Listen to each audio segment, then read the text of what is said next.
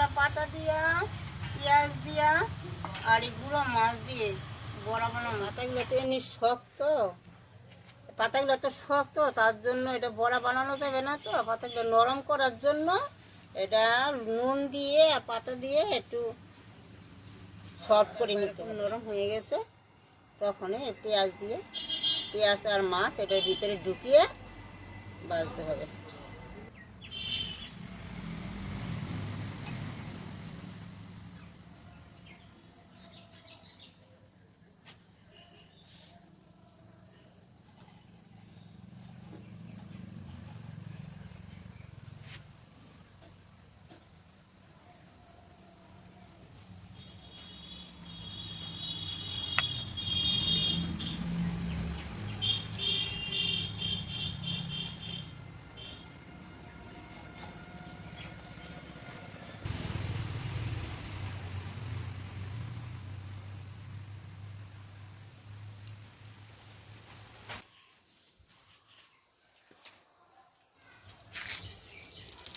বড়াগুলা ছাড়লাম তেলের পরে।